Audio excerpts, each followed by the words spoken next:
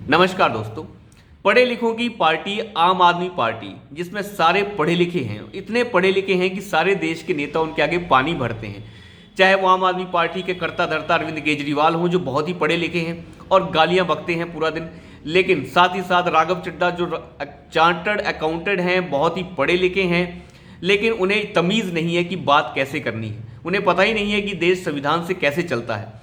तो आपको याद ही होगा, राज्यसभा सांसद राघव चड्ढा को सुप्रीम कोर्ट ने भगा दिया है और कहा है जाके सभापति, जो राज्यसभा के सभापति हैं धनखड़ साहब, उनसे जाके माफ़ी मांगिए, उनके सामने नाक रगड़िए, हम आपकी कोई मदद नहीं कर सकते, क्योंकि ये मामला राज्यसभा के अंदर का है और ये प्रिविलेज कमेटी के अंदर आपकी जो मामला जो है वो चल रहा है, तो हम इसमें आपकी कोई मदद नहीं कर पाएंगे। और जाइए बिना शर्त माफ़ी मांगिए धनखड़ साहब से, जाइए उनसे वक्त मांगिए, टाइम मांगिए, उनसे टाइम मिले तो उनसे मिलिए और उनसे माफ़ी मांगने का अनुरोध कीजिए, क्योंकि वही आपको माफ़ कर सकते हैं, हम नहीं कर सकते। हमारे यहाँ आपकी कोई सुनवाई अब नहीं होगी। खत्म हो गया राघव चड्ढा। तो वहां से राघव चड्ढा के वकील ने सुप्रीम कोर्ट में क्या कहा कि नहीं साहब, हम माफ़ी मांगने के लिए तैयार हैं, आप माफ़ी मंगवा दीजिए। अब माफ़ी भी सुप्रीम कोर्ट मंगवाएगा।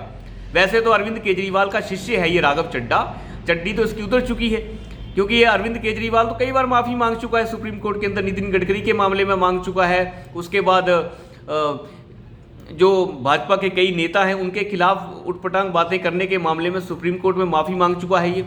तो माफ़ी मांगना तो अरविंद केजरीवाल की बहुत पुरानी आदत है, पहले कुछ भी बक दो फिर माफ़ी मांग लो। तो सुप्रीम कोर्ट ने इस मामले में भी कह दिया राघव चड्ढा से कि आप माफ़ी मांग लीजिए। आपको याद ही होगा, राघव चड्ढा ने राज्यसभा में स्टैंडिंग कमेटी जो होती है उसके दौरान जो है 5 सांसदों के गलत नाम और गलत हस्ताक्षर उनके ले लिए थे, और उसके बाद जो है और उसने कहा था कि स्टैंडिंग कमेटी को ये 5 नाम हम भेज रहे हैं।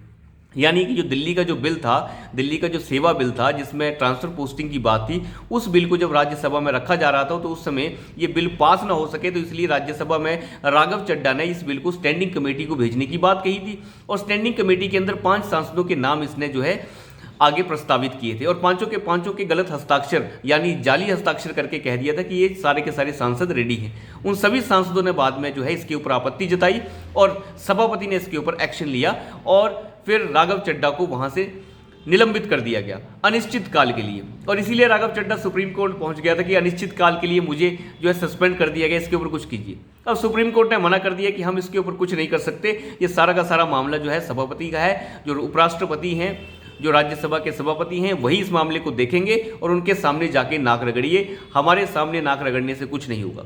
राघव चड्ढा के वकील कह रहे थे कि नहीं सर, माफ़ी मांगने में कोई आपत्ति नहीं है, माफ़ी मांगने के लिए तैयार है। और यही राघव चड्ढा कुछ दिन पहले ये कह रहा था कि भारतीय जनता पार्टी जो है हमारे खिलाफ प्रोपेगेंडा कर रही है, ये गलत सबूत पेश कर रही है, ये गलत हो रहा है हमारे साथ, हमारी आवाज़ दबाई जा रही है, फलाना हो रहा है, धमकाना हो रहा है, पता नहीं क्या क्या, और अब माफ़ी मांगने को तैयार है। ये किस मिट्टी से बने हुए ये जाली, बिल्कुल जाली लोग हैं।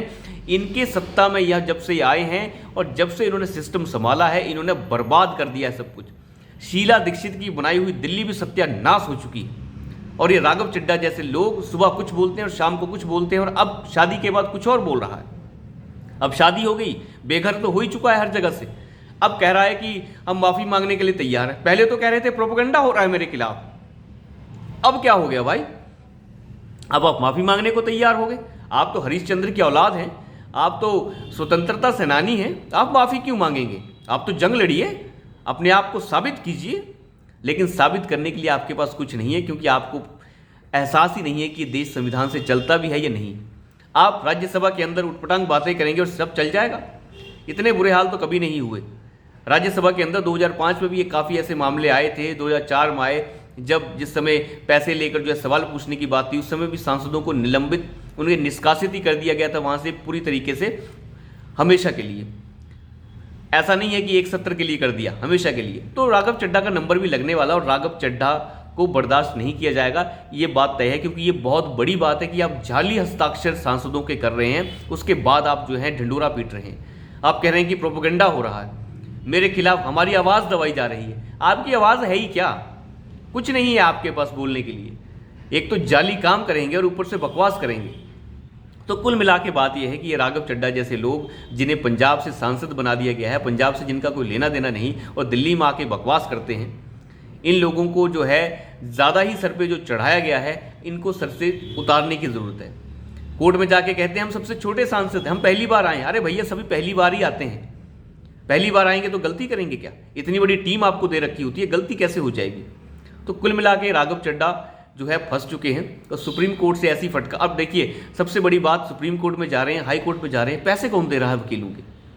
मनीष सिसोदिया का case supreme court high court में चल रहा है, पैसे कहाँ से आ रहे हैं? संजय सिंह जो है हाई कोर्ट में फटकार पड़ने के बाद फिर से सुप्रीम कोर्ट पहुंच गया कि मेरी गिरफ्तारी गलत है।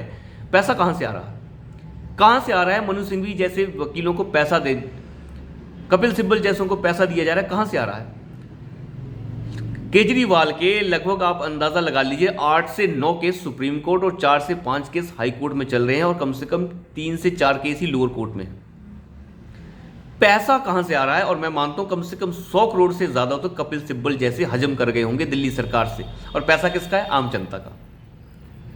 तो ये बहुत बड़ी बात है, और मुझे लगता है इसके ऊपर जो है अब केंद्र सरकार को दृष्टि रखनी चाहिए कि जो मामले किसी के भ्रष्टाचार से जुड़े हैं, किसी व्यक्ति विशेष से जुड़े हैं, उस मामले में सरकारी पैसा वकीलों के ऊपर इस्तेमाल नहीं होना चाहिए। हाँ, कोई सरकार का मामला है जिसमें सरकार का डायरेक्ट इन्वॉल्वमेंट है, पूरी किसी नीति को लेकर है, कोई नीति के बारे में बातचीत हो रही है, सुप्रीम कोर्ट में है, ग्रीन ट्रिब्यूनल में है, तो सरकार उसका पैसा दे सकती है। लेकिन अगर कोई मंत्री या कोई और नेता जो भी पार्टी से जुड़ा है वो भ्रष्टाचार के आरोप झेल रहा है, तो उस केस में पार्टी जो है वो अपना खर्च खुद उठाए, सरकारी पैसे का इस्तेमाल नहीं होना चाहिए। और केजरीवाल जैसे भयंकर तरीके से काम कर रहे हैं। तो अभी के लिए इतना ही, धन्यवाद।